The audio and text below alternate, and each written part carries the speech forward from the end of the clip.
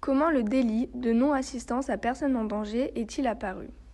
Tout commence le 23 mai 1901, suite à une lettre anonyme dénonçant les atrocités qui se produisaient dans la maison du 21 rue de la Visitation.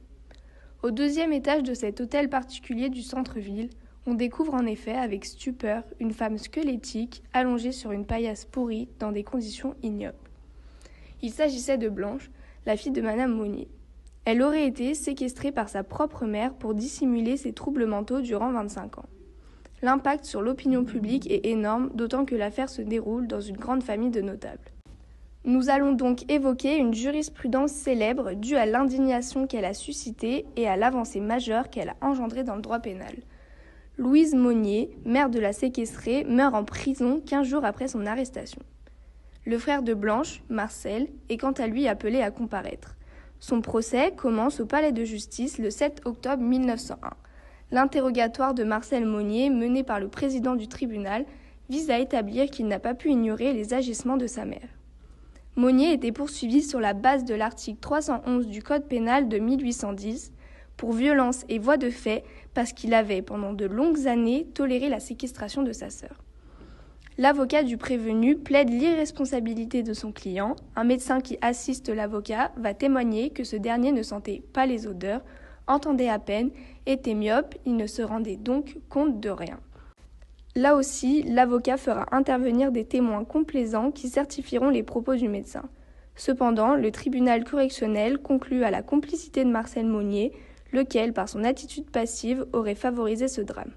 Le 11 octobre, il est condamné à 15 mois d'emprisonnement.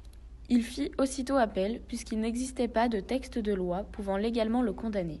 Les magistrats de la chambre correctionnelle de la cour d'appel de Poitiers rendent leur arrêt le 20 novembre suivant et contredisent le premier verdict. Ils invoquent le fait que la conduite de Monnier ne tombe pas sous le coup de la loi pénale. Ses omissions vis-à-vis de sa sœur ne constituant pas des actes de violence au sens de la loi, Marcel Monnier est finalement acquitté, le tribunal l'ayant exonéré des violences directes contre sa sœur. Il n'était de fait que complice. Rien ne prouvait qu'il avait participé à la séquestration. Son père et sa mère semblaient être les seuls responsables. Cette décision de la cour d'appel de Poitiers, ayant été perçue comme choquante et scandaleuse par de nombreux juristes, montra la nécessité d'une évolution du droit pénal.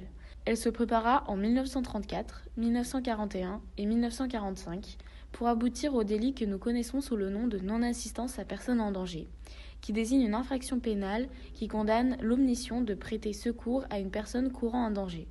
Contrairement à la plupart des normes pénales, c'est une infraction d'omission et non de commission, c'est-à-dire que l'auteur n'agit pas alors qu'il aurait dû le faire.